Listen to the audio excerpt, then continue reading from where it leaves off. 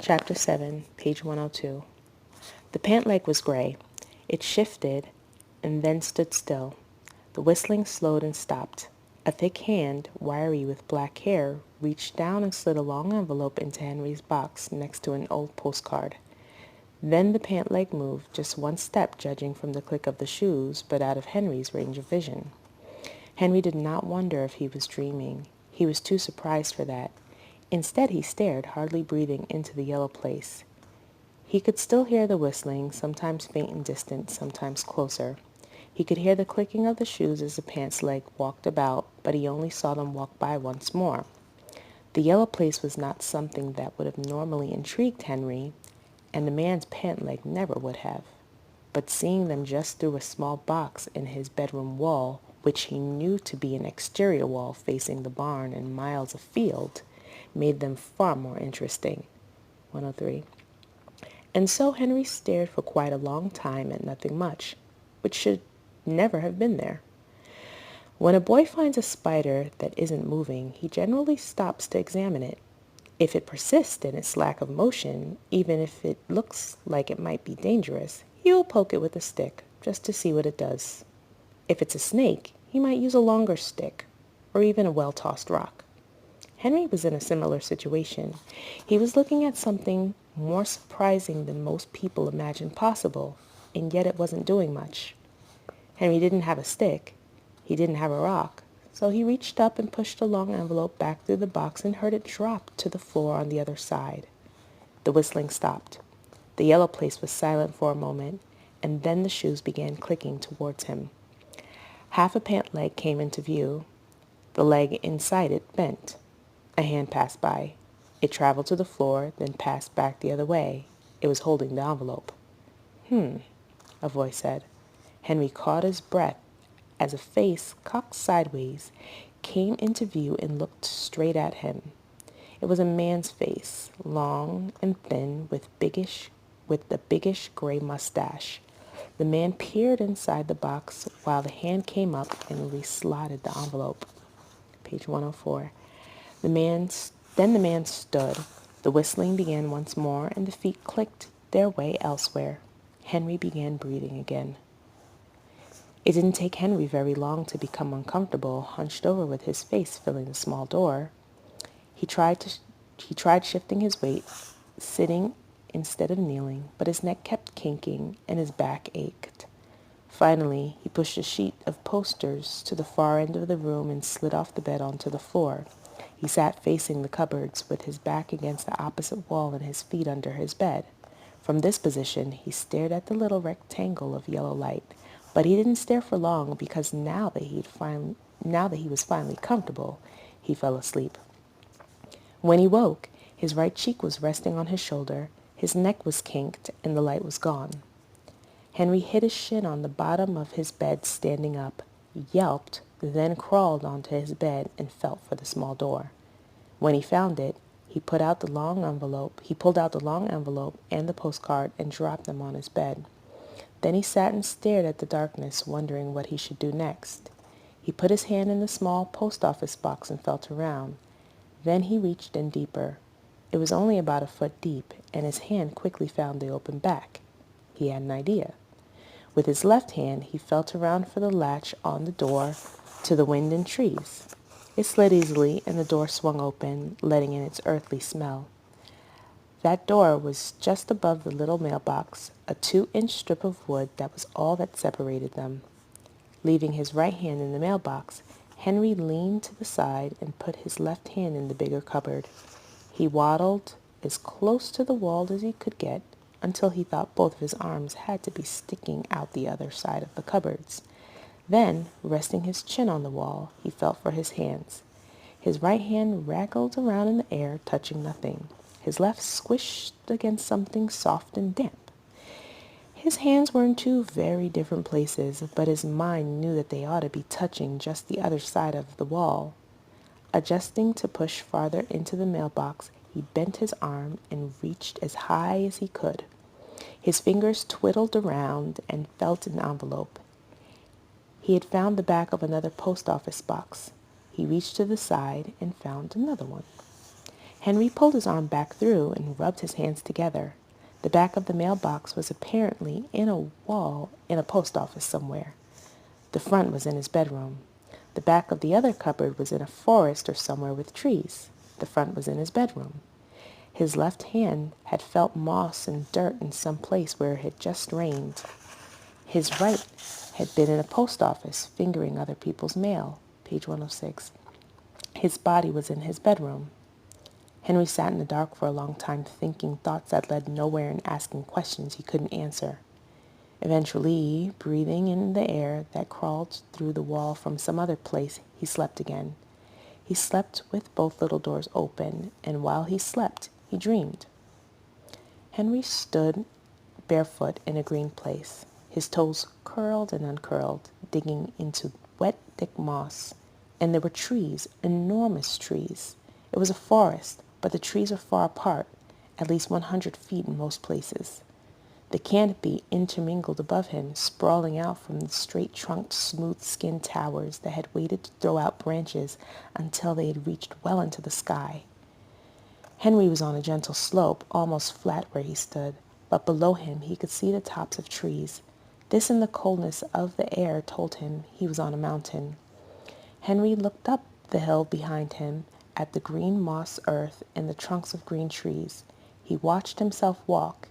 He was not controlling his walk or his pace or what he looked at.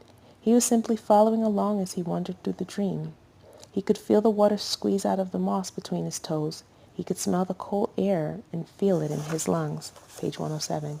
He wanted to stop and run his hands along the smooth backs of the trees, to grip a great wooden belly with his arms.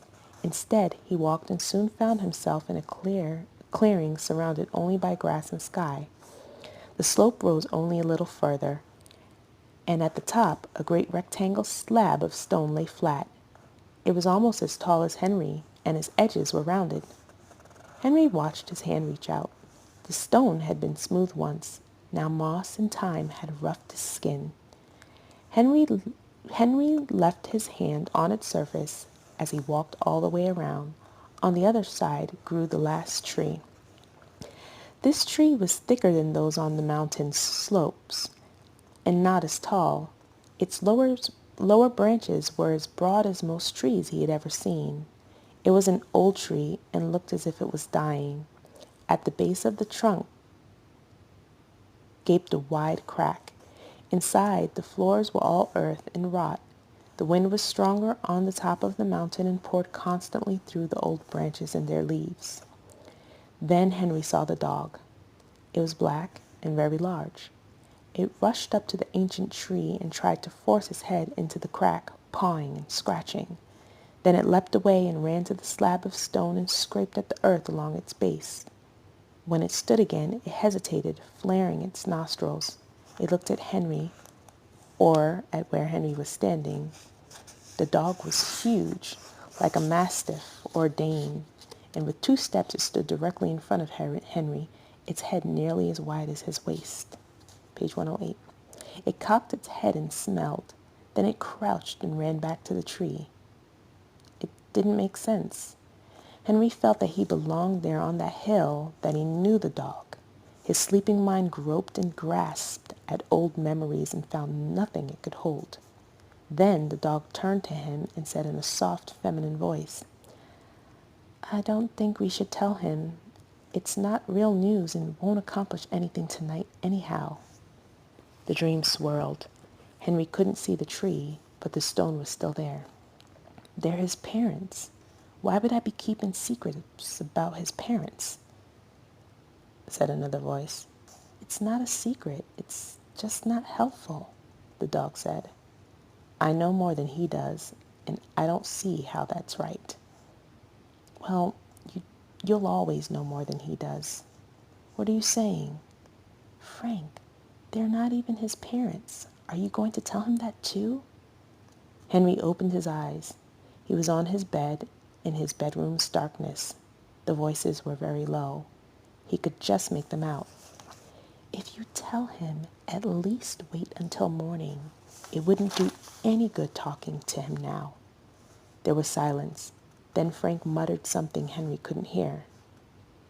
Do you smell something? Dottie asked. The air feels crisp. No, Frank said. I don't. The air feels like air to me. Okay then, Dottie answered. Come back down to bed. Henry could hear footsteps and realized Frank had just been outside his doors. It sounded like Dottie was standing on the stairs. The creaking began, and Henry knew they were both walking back down.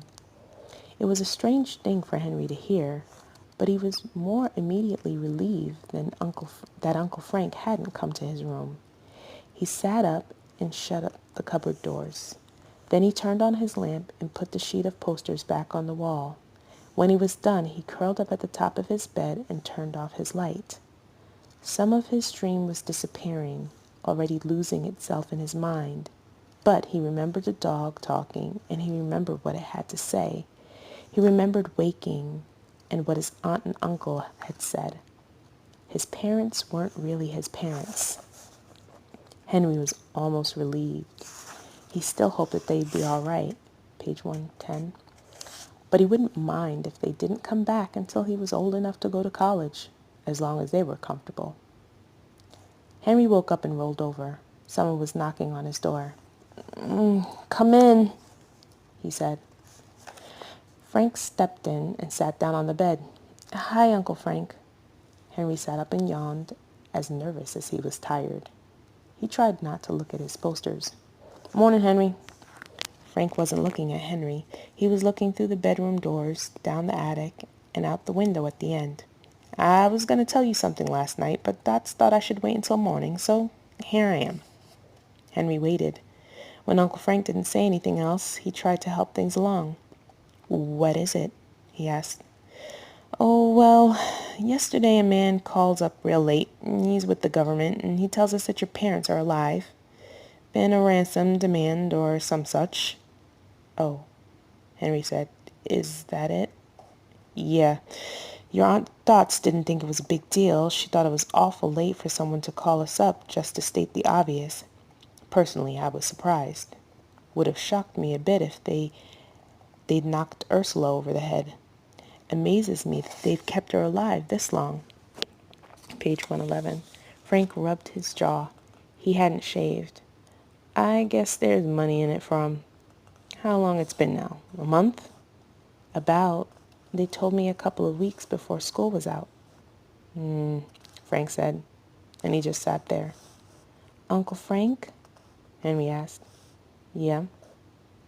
Are they really my parents?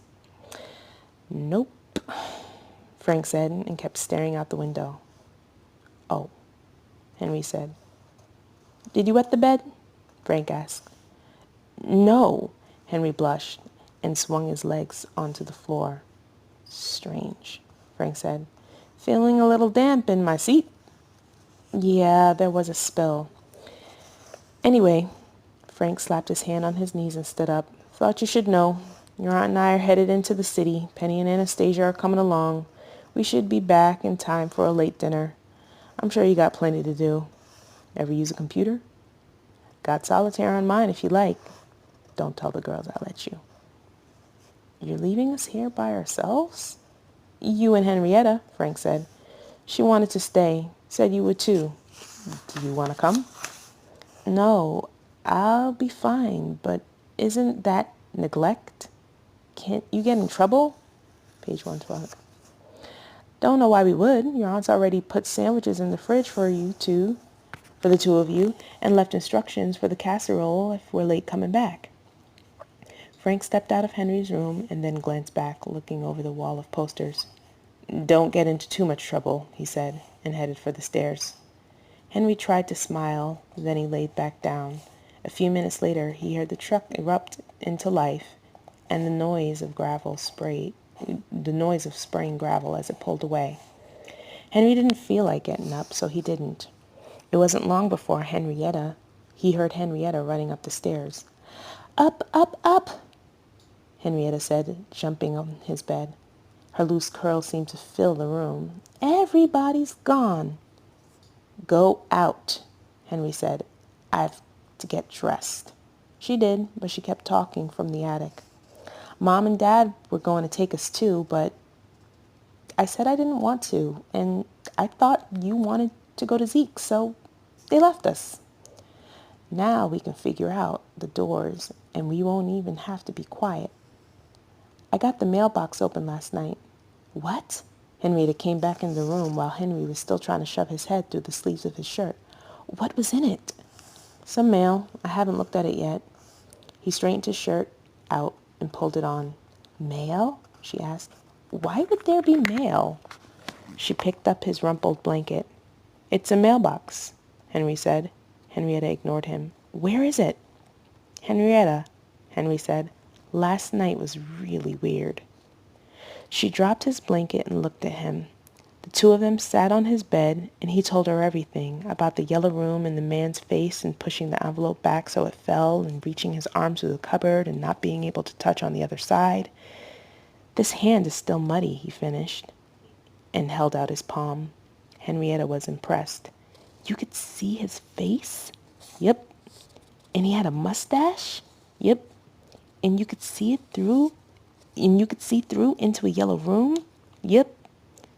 Could he see you? I don't think so. He stared right at me, but didn't seem to notice. Page 111.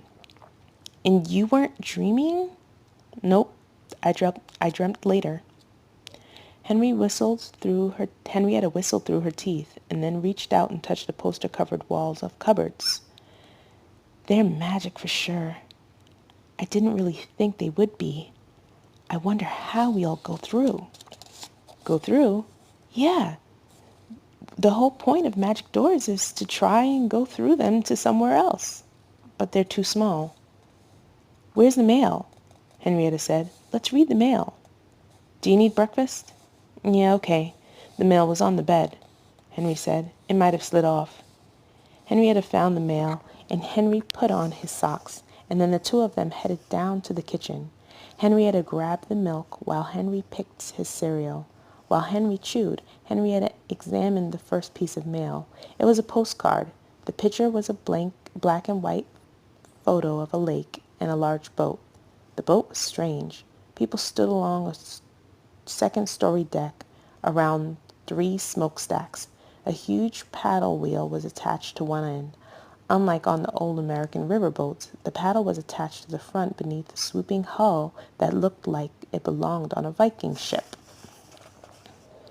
Page 115. Henrietta showed it to Henry, then turned it over. Everything was written in a tall and narrow cursive. She read slowly. Sola 16. Simon. The children are both ill, and the wind nips at my thin bones. I shall give you electric catfish next time you visit. Come soon. Love from Lake Tinsel, Gertie. The two of them looked at each other. Wow, Henrietta said. What does it mean? Henry asked. I don't know. It's a letter. Grandpa's probably. His name was Simon. Henrietta squinted. The picture looks old. It says something else at the bottom, only it's printed. Henry leaned over his cousin. The proud Vulgar in her mother's waters. Is that the boat? The Vulgar? It must be, Henrietta said. Which one do you want to do next? 2 envelopes rested on the table in front of Henrietta, page 116. Henry recognized the long one he had pushed into the mail room.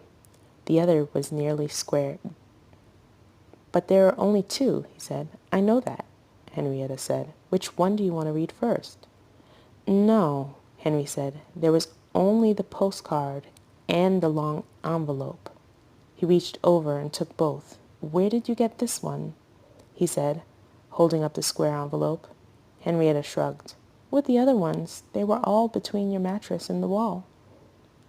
The square envelope was milk white and sealed with a glove of what looked like green wax. The long envelope was cream-colored and had handwriting on the back.